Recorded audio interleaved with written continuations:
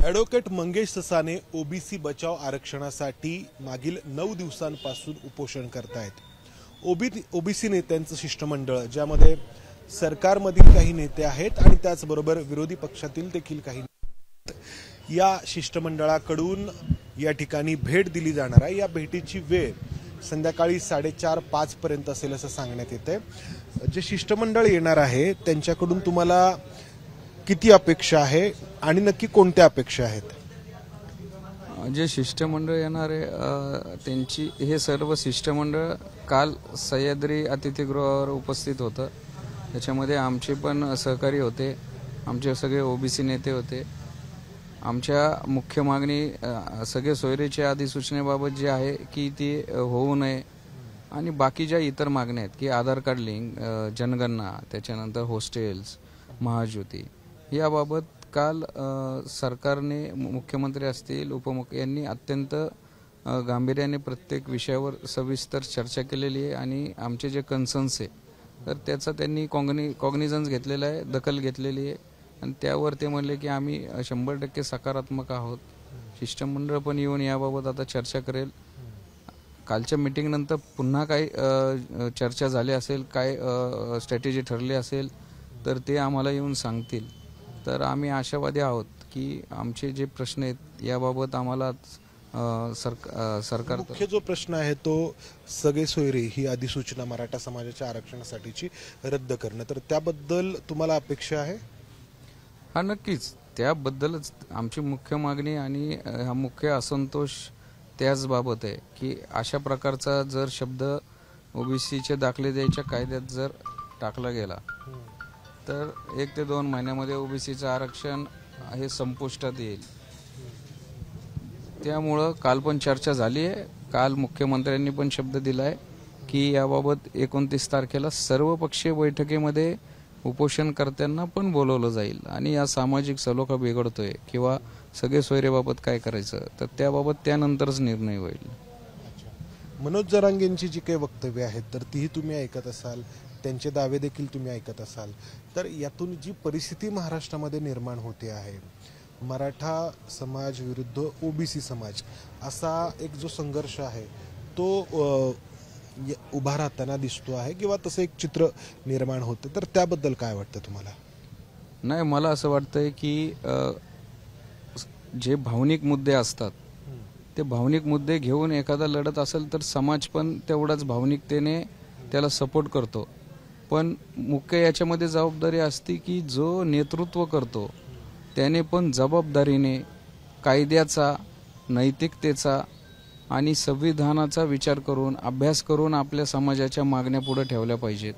केवळ आपल्याला कुठंतरी एक सपोर्ट भेटतोय म्हणून हेकेखोरपणा करायचा, एक गोष्टीमध्ये यश आलं की मग दुसरी तिसरी असं हे करत जायचं आणि कुठेतरी महाराष्ट्रामधील जे सोशल फॅब्रिक आहे त्याचा काही विचार न करता की बाबा आपल्या भूमिकेने 2 समाजामध्ये तेढ निर्माण होईल, गावागावामध्ये वाद पेटतील, समाज कारण की तुम्ही एक स्वतः व्यक्ती म्हणून नसतात तर एक समाज म्हणून तुम्हाला पाहिलं जातं।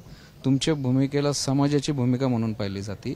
तर जे पण कोणी नेतृत्व करते आणि समाजाची पण मला असं वाटतं जबाबदारी की तुम्ही नेतृत्व अशाच्या हातात दिलं पाहिजे की त्यांनी कुठल्या समाजावर अन्यायकारक मागण्या केल्या नाही पाहिजे आणि जबाबदारीनं पुढं सरकारसमोर आणि समाजामध्ये चित्र मांडलं पाहिजे। जरांगेंचा आरोप आहे की ओबीसी समाजाकडून मराठा समाजाच्या आरक्षणावरती आतापर्यंत अतिक्रमण होत आलंय।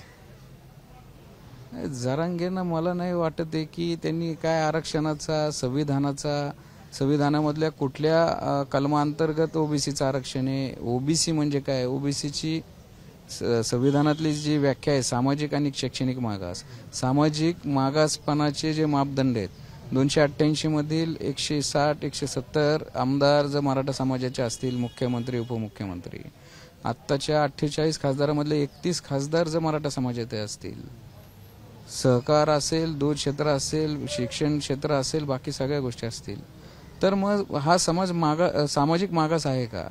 आणि जे जरांगेंनी सुरुवात केली की गरीबाची लेकरं, गरीब जिथं शब्द येतो तिथं इकॉनॉमिकल वीकर सेक्शन येतो आणि त्यासाठी केंद्र सरकारने EWS आरक्षण दिलंय। पण कुठेतरी आपल्याला समाजाचा सपोर्ट भेटतोय म्हणून दबाव तंत्र वापरायचं, राजकीय काहीतरी मोटिवेटेड होऊन कुणाच्या तरी हाताची कटपुतली होऊन हे सगळं करायचं.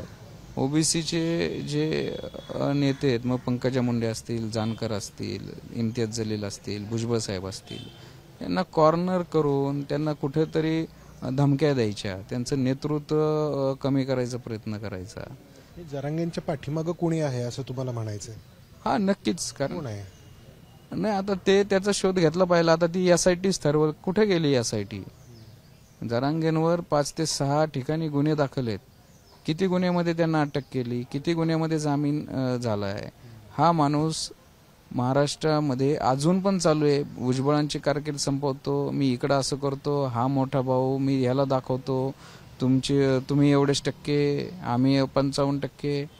अशा प्रकारच्या वक्तव्याला राज्य सरकार खपवून घेतंय. मला विशेष वाटतंय की कायदा सुव्यवस्था राखायची का नाही आहे, ही अशा वक्तव्याने महाराष्ट्रामध्ये. आणि सोशल मीडिया आता खूप स्ट्रॉंग आहे. एका मिनिटामध्ये महाराष्ट्रामध्ये घरोघरी हे सगळं पोचतं. तरुण असतात, विचार न करता एखाद्याला नेता मानलं की माती भडकली जातात. तर एकंदरीत समाजाने आणि प्रसिद्धी माध्यमाने पण अशी खरं वक्तव्य दाखवली नाही पाहिजेत की जेणेकरून हे महाराष्ट्राचे जे जातीय सलोखा आज बिघडतोय, सोशल फॅब्रिक, कुणाच्या तरी एका पॉलिटिकल सपोर्टनी आंदोलन करून राजकीय ध्रुवीकरण करण्यासाठी. पण याला आता किती वर्ष लागतील आपल्याला तेच पहिले दिवस यायला. त्यामुळं खरंच सर्वांनी, मराठा समाज असेल, ओबीसी असतील किंवा हे सगळं बिघडवणारा जो व्यक्ती असेल, तर त्यांनी एक सद्सद विवेक बुद्धी वापरून खरं विचार केला पाहिजे की आपण नक्की महाराष्ट्राचं काय चित्र निर्माण करतोय, मोठा भाऊ लहान भावाला काय वागणूक देतोय.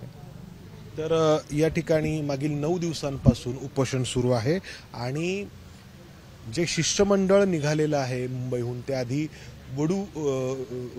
त्या ठिकाणी जिथं आहे वडगोद्री या ठिकाणी जे उपोषण सुरू आहे हाके यांचं, त्यानंतर या ठिकाणी येणार आहे. आणि अर्थातच या उपोषणकर्त्यांना, आंदोलनकर्त्यांना या शिष्टमंडळाकडून, सरकारकडून अपेक्षा आहेत.